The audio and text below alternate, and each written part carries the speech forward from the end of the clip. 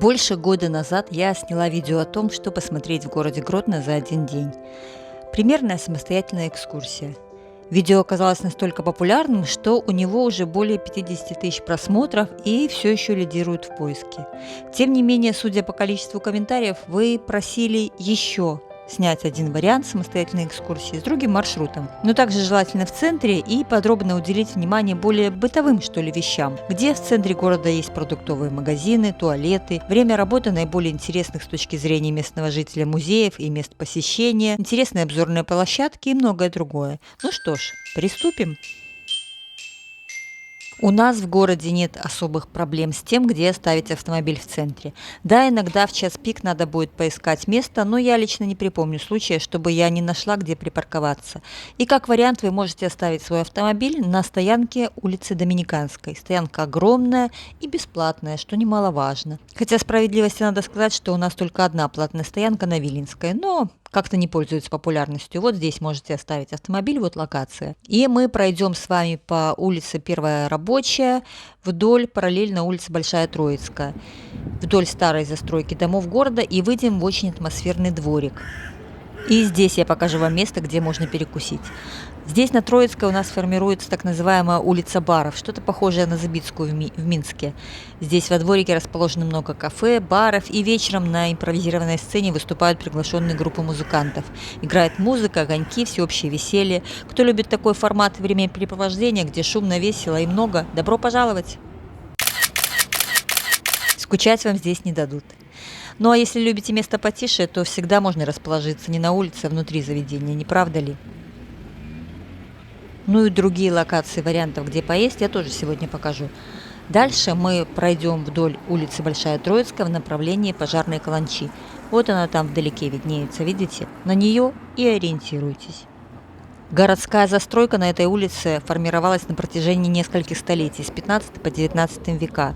И все это время улица меняла свои названия. Была и улица Еврейская от кладбища к немецкому рынку, и Тесная Еврейская, и Переца, и Нахима. А в 92-й ей вернули прежнее название Большая Троицкая. И вот рядом с этим ярким домом, где написано «Булочная», есть лестница, которая ведет нас в Калужский парк, если пожелаете. Но и сам дом тоже заслуживает вашего внимания. Он был построен в 1918-м, а уже в 2017-м был выкуплен на торгах компании «Чайный дом», которая провела великолепную реставрацию этого дома. И в городе этот дом называют «Кривой» за его необычную геометрию постройки. На многих домах в старом городе есть таблички с указанием года постройки и информацией, что здание является историко-культурной ценностью, а также QR-код, сканировав который вы можете узнать краткую историю здания. Так что рекомендую скачать в телефон приложение по считыванию QR-кодов, и ваш индивидуальный гид всегда будет у вас под рукой. Обращайте также внимание на архитектуру и материал постройки домов в центре. Почти все они были построены из желтого кирпича, какие-то штукатуренные, но на некоторых зданиях оригинальный кирпич сохранен. Этот кирпич производился из местной глины, которая имела характерный желтый оттенок и добывалась в окрестностях Гродно, после чего на заводах князей Друцких-Любецких из нее производили кирпич. Крепость кирпича была марки 800-1000, а у нас сейчас в основном применяются кирпичи марки 100. И если вот ударить по такому старому кирпичу молотком, он издает звук, как при ударе железа. Так что старинные гродненские кирпичи в 8 раз прочнее современных. А мы подходим ко второй большой стоянке, где также можно оставить свой автомобиль у синагоги на Большой Троицкой. Стоянка бесплатная, и чаще всего здесь останавливаются туристические автобусы, и достаточно большая. Так что место обязательно найдете. Первая каменная синагога в Гродно была построена в 1575-1580-х годах, предположительно по проекту итальянского архитектора Санти Гуччи. Синагога действующая, в нее можно свободно пройти, рядом у входа есть QR-код, можно обновить свои знания об истории синагоги, а также на двери указано время посещения. Учитывайте эту информацию при планировании своего маршрута. В результате пожара в 1617 году эта синагога была полностью уничтожена, и вскоре после пожара польский король Сигизмунд III разрешил евреям построить новую синагогу на месте старой. Вторая синагога просуществовала дольше, но повторила участь предшественницы, сгорев в 1899 году. Здание, однако, незначительно пострадало в пожаре. Нынешнее здание Большой хоральной синагоги было построено Ильей Фрункиным в 1902-1905 годах в одной из разновидностей эклектики, мавританском стиле, на фундаментах и с использованием стен предыдущей синагоги. И в период немецкой оккупации в Гродно синагога, которая находилась в центре гетто, использовалась нацистами как место сбора евреев перед отправкой в концлагеря и на расстрелы. И богатому внешнему декору здания во время Великой Отечественной войны был нанесен серьезный ущерб. Уже в советский период, в 1944-1991 года, здание использовалось под склад, также здесь были творческие мастерские гродненских художников, и с 1991 здание возвращено еврейской религиозной общине. Также советую при выходе из синагоги обратить внимание на груду камней в углу стоянки справа. Дело в том, что это остатки каменных могильных плит со старого еврейского кладбища, найденных при благоустройстве территории. Вот там дальше. И на этом месте, вплоть до окончания Второй мировой, здесь было действующее еврейское кладбище, насчитывалось более 9 тысяч захоронений, к которым прибавились еще захоронения в годы оккупации города, когда здесь было еврейское гетто. И недалеко от этого места, ближе к улице Доминиканской, если спуститься за стоянкой вниз, есть лестница, ведущая на улицу Завершизна, построена узниками гетто в годы войны из могильных плит с еврейского кладбища. У меня на канале есть видео, как ее найти. А вот тот розовый мостик – это мост за Кривым домом в Калужский парк. Помните, мы шли, я обращала на это ваше внимание. Так что у нас все близко. А на стоянке на Большой Троицкой располагаются 2 платных туалета. И также в туалет вы можете пройти в любом заведении общепита, согласно декрету президента номер 7 от 2017 года и постановлению Минздрава от 2011, в которых, помимо прочего, обязывают все субъекты хозяйствования пускать в туалет посетителей, независимо от того, являются ли они клиентами заведения. Так что необходимо знать не только свои обязанности, но и права. А мы проходим мимо пожарной каланчи. Она была построена в начале 20 века и достаточно популярный туристический объект. После пожара 1885 года, когда было уничтожено 2/3 города, а актуальность постройки пожарной башни была уже очевидна. Сюда иногда водят экскурсии на самый верх, но не часто, как правило, в ночь музеев, потому как лестница, ведущая наверх из 120 ступеней, деревянная и просто не выдержит ежедневных толп туристов. Снимки оттуда получаются, конечно, великолепные.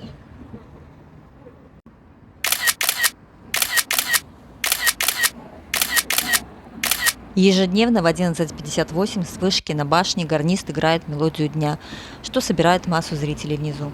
В первом видео я показывала вам, если свернуть на улицу Замковую, вот сюда, от пожарной каланчи мы с вами прошлись. А в этот раз я предлагаю пройти другим маршрутом по улице Давида Городенского к драмтеатру и посмотреть достопримечательности по пути. Видео об экскурсиях в старые и новые замки я уже снимала не раз, но раз уж наша сегодняшняя экскурсия включает в себя полезные сведения, то важное дополнение. Последний вторник каждого месяца в музее замков вход бесплатный. Мне кажется, такой важный лайфхак. Это улица Давида Городенского. Небольшая по своей протяженности, всего 350 метров, и названа в начале 1990-х годов. Ранее называлась Прачечный переулок до 1939 года, после Новая Замковая. И интерес представляет действующий женский православный Рождество Богородический монастырь, который, согласно некоторым историческим документам, был построен в 1506 году, но данные неточные, потому что известно, что первые монахини-базилианки поселились при нем только в 1632. В 1992 году монастырь был возрожден, ему вернули главную святыню, мироточащую икону Владимирской Божьей Матери, посмотреть на которую в монастырь приходит много паломников и туристов. Снимать в храме запрещено, будем уважать традиции, но имейте в виду, что храм открыт только во время службы, и посмотреть, также поклониться иконе в другое время не получится. Расписание богослужений есть на сайте монастыря, но в основном проводятся службы с утра, хотя бывают и исключения. Пожалуйста, учитывайте эту информацию при посещении. А мы с вами пройдем дальше, и вот уже впереди видим здание драмтеатра. Само здание построено и открыто 31 марта 1984 года. И присмотритесь к нему повнимательней. Ничего не напоминает? Ну, конечно же, это перевернутая корона в Королевском городе. И самая лучшая обзорная площадка на здание театра открывается с противоположной стороны у стен Бернардинского костела. В 1894 году в этом костеле венчалась знаменитая писательница и нобелевская номинантка Лиза Ожешко, а высота колокольни вместе с крестом приблизительно 60 метров. Лучшие обзорные фото с панорамой театра можно сделать именно отсюда.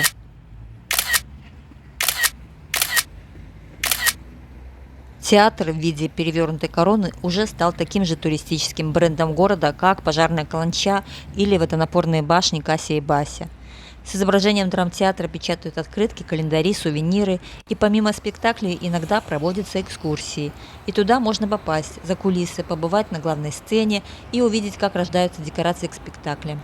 Экскурсии проводятся по субботам в час дня, стоимость 10 рублей. Количество человек в группе экскурсии ограничено, поэтому о том, чтобы записаться, стоит позаботиться заранее. Вся информация есть на сайте Гродненского драмтеатра. А в сам костел, на площадке, в которой мы находимся, тоже можно свободно зайти, только важное дополнение. Желательно не делать этого, когда идет служба, чтобы не мешать верующим. И если подняться выше, вот сюда, по улице Парижской коммуны, вдоль стены костела, то можно зайти во двор католической высшей духовной семинарии, вот эти ворота. Она была основана в 1990 году и выпускает католических священников. Здесь тоже можно свободно пройти, посмотреть, погулять по дворикам. В принципе, здесь сидит охранник, но все это разрешается и к туристам относятся очень лояльно. Также есть библиотека, работает в семинарии с 1997 года и насчитывает более 20 тысяч книг. В нее также можно пройти, вот время работы, скриньте, кого интересует. И также можно попросить пройти во внутренний дворик около библиотеки. Там очень красиво и необычно побывать вот на закрытой территории и представить, сколько людей здесь было почти за 4 столетия. Ну и когда уже будете уходить с территории семинарии, обратите внимание на внутреннюю арку ворот. Там есть дата с внутренней стороны 1595-1995. Костел Обретения Святого Креста является старейшим католическим храмом Гродно, и король Жигемонт III в 1595 году основал вторую каменную святыню в Гродно, костел монастыря бернардинцев. Именно этот. Если при выходе из ворот повернете направо, то вот там между домами легко найдете водонапорные башни Кася и Бася. А я предлагаю спуститься вниз налево.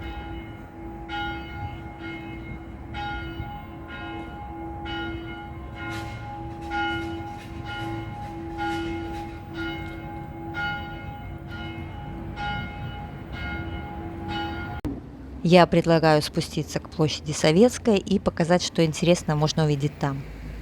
Если здесь перейти по пешеходному переходу к скверу, то на улице Мостовой у входа к сквер установлена арт-инсталляция «Мова». Сегодня она, пожалуй, является уже самостоятельной достопримечательностью города, а проект был реализован благодаря компании А1, и такие же арт-буквы установлены в Гомеле, Бресте, Могилеве и Витебске. Мова в переводе с белорусского означает язык, как часть речи, в смысле белорусская мова, белорусский язык. В сквере на площади Советской можно посидеть, передохнуть, воспользоваться бесплатным Wi-Fi и распланировать свою прогулку. Ну а если пока вы гуляли, пришло время обеда, то можно заглянуть в одно из многочисленных заведений на улице Мостовой. Сейчас покажу, а пока полюбуемся фонтаном.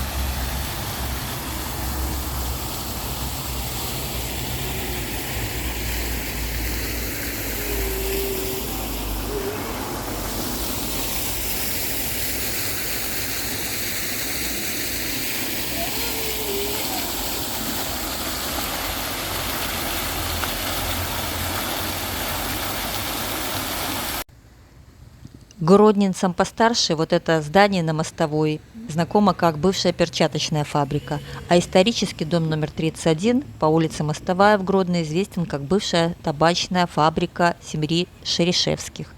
В 1861 году в наш город из Санкт-Петербурга приехал купец первой гильдии Лейба Шерешевский и открыл здесь табачное производство. А впереди, видите, виднеется купол женского монастыря на улице Давыда Городенского. Как я и говорила, у нас все рядышком. Сегодня здесь много заведений общепита на любой вкус и кошелек. Можно попить кофе со свежей выпечкой или перекусить более серьезно. Вечерами здесь также очень атмосферно, выступают музыканты и можно интересно провести свой вечер. А дальше мы выйдем обратно в сквер, и я расскажу о такой проблеме, как продуктовые магазины в центре города. Вот с этим действительно есть проблема. Иногда гуляю с подписчиками, показываю город и места своих съемок, и всегда один и тот же вопрос: где можно купить продукты? Элементарно, йогурт на утро, либо свежие фрукты. Увы, центр города в этом смысле разнообразием не балует. Здесь все устроено на честный отъем денег у туристов посредством кафе и баров.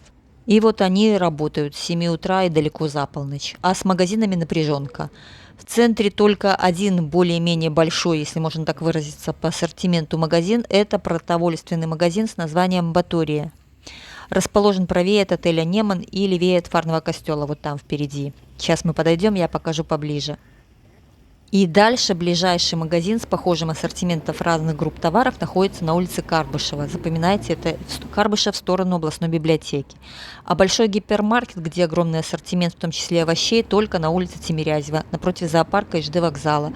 А если хотите купить свежих фруктов, то вам на рынок. Здесь недалеко Скидельский рынок. Вот такой выбор. Ну и закончим с пищей земной, перейдем к духовной. Фарный костел. Обязательно рекомендую посетить. Костел святого Франциска Ксаверия именуется также Фарным и был построен в 60-е годы 17 столетия. В 1705 году состоялось торжественное освящение костела в присутствии двух монархов – короля Августа II и царя Петра I. Если зайти, то сразу направо, внутри храма, находится чудотворная икона Матери Божией Конгрегатской, и жители Гродно уже более 3,5 столетий приходят с молитвами сюда. Это небольшой образ, медный листок с изображением Богородицы размером всего 17 на 22 сантиметра. И гродненская икона Матери Божией Конгрегатской является копией иконы Матери Божией Снежной из римской базилики Санта-Мария-Маджоре, одной из самых древних в христианском мире. Чем еще необычно убранство костела? Советую присмотреться к колоннам у алтаря. На первый взгляд это мрамор, но нет, здесь все сделано из дерева, тем и уникально. Главный резной алтарь высотой 21 метр сооружен в 1736-1738 годах. И в 90-м году, в 1990-м, Папа Римский Иоанн Павел II присвоил Фарному костелу статус малой базилики. А в 91-м была образована Гродненская католическая диецезия, и он стал кафедральным. В костеле не рекомендуется снимать, если идет служба, но в другое время добро пожаловать. Видео об этом костеле и самых старых часах в Европе, фарных часах, которые здесь находятся, также есть у меня на канале. А при выходе из костела рекомендую повернуть направо. Здесь находится самая старая в Гродно аптека-музей. Само здание было построено в 1709 году, а занимавшую его аптеку основали еще раньше, в 1687. В небольшом старинном зале, где сегодня находится музей, разместилась действительно немаленькая коллекция, которая знакомит посетителей с историей аптечного дела. И музейная экспозиция работает ежедневно с 9 до 19. Вход бесплатный, и в большинстве своем это антикварные предметы, которые представляют собой большую ценность. В музее представлены медицинские инструменты, старинные книги. Большая ценность музея – это гербарий Элиза Жешко, который она сделала сама 1889 года. Сама писательница сотни раз бывала здесь и дружила с Эдвардом Стемпневским, семья которого владела аптекой с 1904 по 1939. И собрана целая библиотека научной, медицинской, политической литературы. Самая старая книга датируется серединой XIX века. Не буду снимать и показывать все подробно, чтобы у вас остался интерес заглянуть в музей и познакомиться с действительно уникальной экспозицией, увидеть все своими глазами. Будет интересно каждому. А в музее можно также приобрести коллекцию сувенирных чаев и трав. С видами Гродно, такой маленький сувенир на память. А теперь при выходе предлагаю повернуть налево, обойти Фарный костел, то есть вернуться к центральному его входу и перейти дорогу по пешеходному переходу. Мы свернем во дворике по улице Карла Маркса. Вот здесь повернем налево, пройдем по пешеходному переходу, здесь вот впереди виднеется, и пройдем по улице Карла Маркса. Я покажу вам, что можно посмотреть на улице Карла Маркса, и покажу вам один из самых классных музеев в городе Гродно. Вот здесь вот переходим и сворачиваем. Необходимо свернуть в первый же поворот между старинными арочными воротами. Здесь находится еще один гродненский бывший королевский дворец, имеющий особое значение для города и страны, если так можно выразиться, так называемая Баториевка. Традиционно здание считалось построенным во времена Стефана Батория, от имени которого и образовалось широко известное название резиденции. И когда-то здесь располагалась музейная кунсткамера, которая сейчас переехала на улицу Горького. И смотреть здесь оказалось больше нечего, кроме великолепного вида на костел и Гродненские дворики. Вот там виднеется очередная точка нашего маршрута. А пока мы к ней идем, обращайте внимание на здание из жёртого кирпича. Фасады этих домов, которые смотрят на улицу Карла Маркса, оштукатурены и потеряли свою аутентичность. Зато с обратной стороны мы можем увидеть, как они выглядели в оригинале, когда только были построены в XIX веке. И как многие уже догадались, я хочу показать вам самый большой мурал в Беларуси. Он находится по адресу Карла Маркса, 11, и появился здесь в 23 году, но уже стал очень популярной туристической достопримечательностью. Общая площадь полотна 435 метров квадратных, и история Гродно показана в нем через основные достопримечательности, через сцены и сюжеты охоты. Сходите, уверяю, не пожалеете. Камера не в состоянии передать всей масштабности этой работы, и посещение мурала уже часть обязательной туристической программы нашего города. А рядом с муралом находится один из самых интересных, пожалуй, музеев города Гродно. Здесь надо выйти в арку для того, чтобы выйти на улицу Карла Маркса, и сразу повернете направо. Здесь рядом находится вход в этот музей. Музей «Арсенал» называется. Это частный музей, галерея наградного и парадного оружия. И по своему опыту скажу, самый интересный, самый креативный и необычный музей нашего города. Я была там и не раз, и у меня есть видео посещения музея. И каждый раз, приходя сюда, ребята показывают экспозицию по-разному. Музей частный, на двери указано время работы. Есть сайт в интернете, на котором можно посмотреть всю информацию и даже забронировать индивидуальную экскурсию. Все можно трогать, примерять доспехи. Очень интересно и однозначная рекомендация номер 1. А теперь вернемся к Фарному костелу как ориентиру в нашей сегодняшней экскурсии. И если пройдем рядом с ним во дворике, вот в этих вот желтеньких домах, есть очень необычный и, пожалуй, самый красивый дворик в городе Гродно. Он принадлежит католической епархии. Но так было не всегда. В 1930-е годы здесь находился кинотеатр, который назывался «Световид». И в начале 1932 года в нем даже была установлена аппаратура фирмы Philips.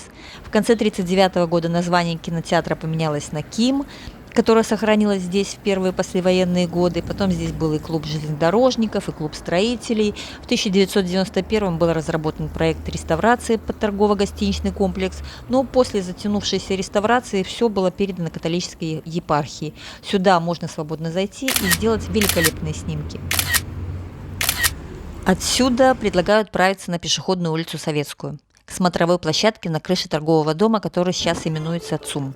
А пока мы идем по брусчатке пешеходной улицы, я немного расскажу интересного, что посмотреть здесь. Обязательно сворачивайте во дворики. Почти все дворики в центре проходные.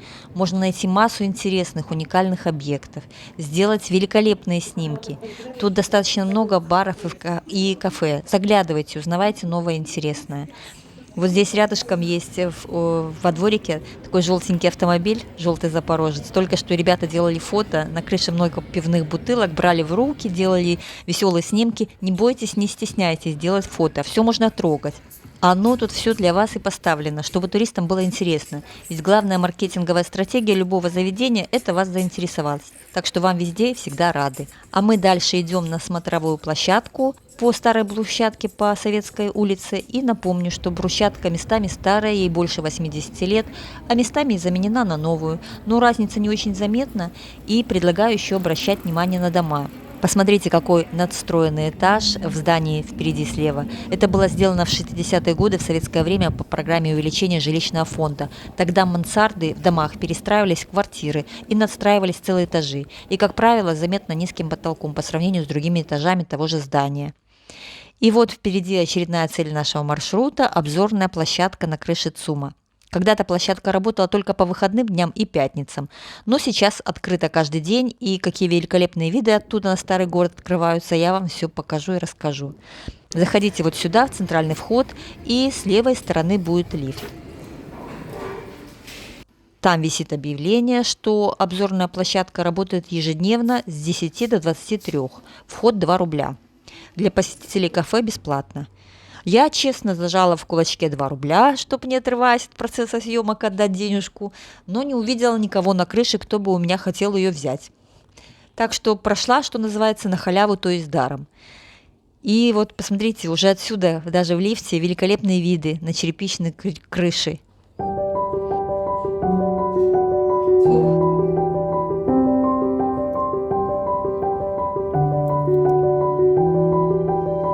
Чувствуешь себя каким-то Карлсоном в Стокгольме, не меньше, правда? Очень красиво.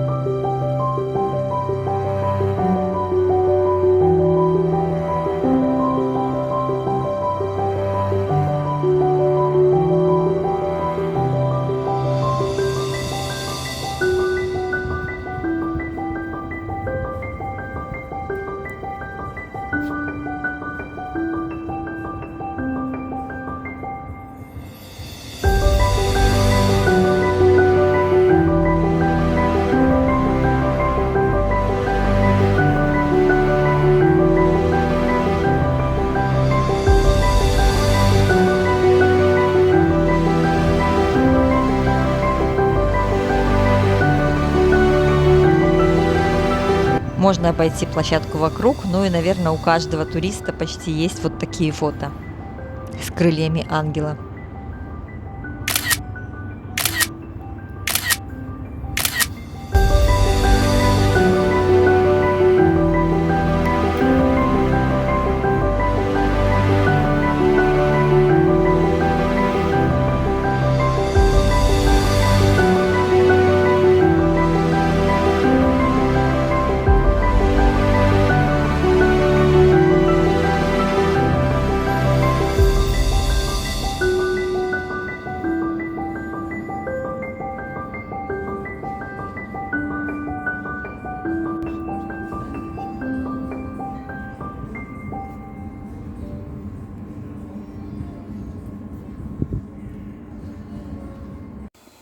Площадку можно обойти по периметру, ну и рассматривать бесконечно. А мы спустимся вниз, и я предлагаю вам, если вы не хотите посетить какое-то увеселительное заведение, где движ, а хотите какое-то спокойствие и умиротворение, я предлагаю вам встретить закат на Замковой горе. Довольно популярное времяпрепровождение у гродненцев и туристов, так что придется даже запастись терпением и прийти пораньше, чтобы занять лучшие места. Можете взять с собой плед, либо кофе и подойдите к зданию театра. И под театром есть лестница, если спускаться к Замковой горе. Ориентируйтесь на торговый центр Замковый, можете ввести, либо улица Спортивная, либо Правонабережная. Вот она находится, видите, торговый центр Замковый. И вот здесь на горе достаточно популярное место встречать закат. Даже уже были ребята, было немного занято, но я тоже прошла.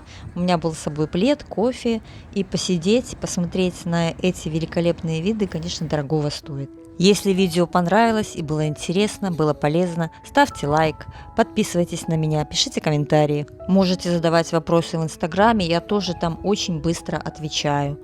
Какие-то, может быть, популярные темы, либо вопросы по экскурсии. Ну, если понравилось, еще раз прошу, поставьте лайк прямо сейчас этому видео, подпишитесь на канал. Буду благодарна за репост этого видео, для того, чтобы как можно больше человек узнало, какой же замечательный город у нас есть и как можно путешествовать внутри Беларуси и узнавать что-то новое и интересное внутри нашей страны. Также иногда пишут, что приезжали в Гродно именно после моих видео, остались в полном восторге. Так что, надеюсь, это тоже подвигнет вас на что-то, на мини-путешествие в конце концов. Ну а я, как всегда, всех обнимаю, всем пока!